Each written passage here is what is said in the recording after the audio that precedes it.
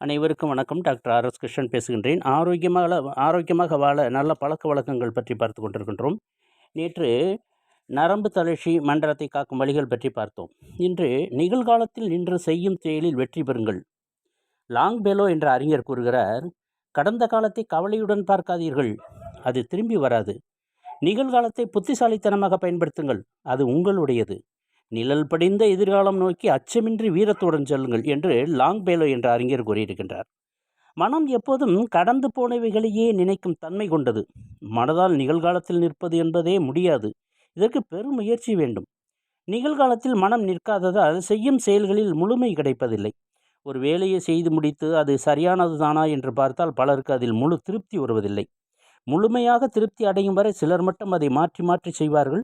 பலர் அதன் தலையெழுத்து அவ்வளவுதான், வேலையை செய்து முடித்து விட்டோம் என்று அந்த திருப்தியில் விட்டு விடுவார்கள்.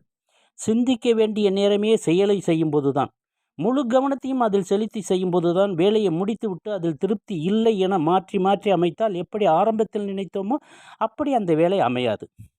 எந்த வேலையை செய்ய ஆரம்பிக்கிறோமோ அது சிறிய வேலையோ பெரிய வேலையோ தெரிந்த வேலையோ தெரியாத வேலையோ அதில் வேறு எந்தவித சிந்தனைகளும் இன்றி மனம் ஒன்றி செய்கிறோமா என்பதை அவ்வப்போது நாம் பார்த்து கொள்ள வேண்டும்.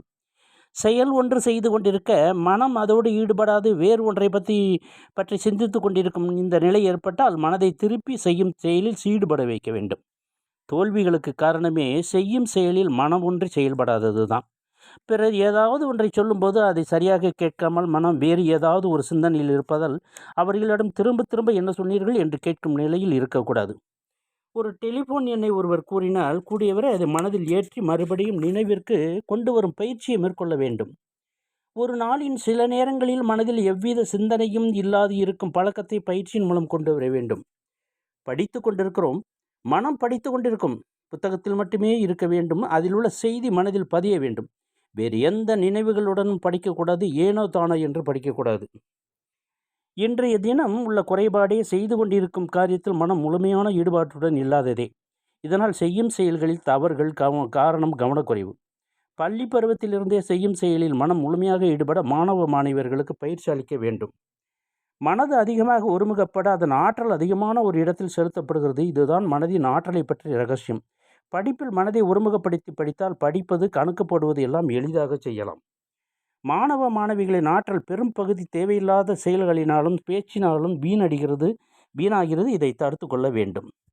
நாம் நாளைய பகுதியில் மீண்டும் பொறுமை கடலினும் பெரிது என்பதை பற்றி பார்ப்போம். எனது கிருஷ்ணன் லைஃப் ஸ்டைல் சேனலை சப்ஸ்கிரைப் செய்து நண்பர்களுக்கும் உறவினர்களுக்கும் ஷேர் செய்து அனைத்து வீடியோக்களையும்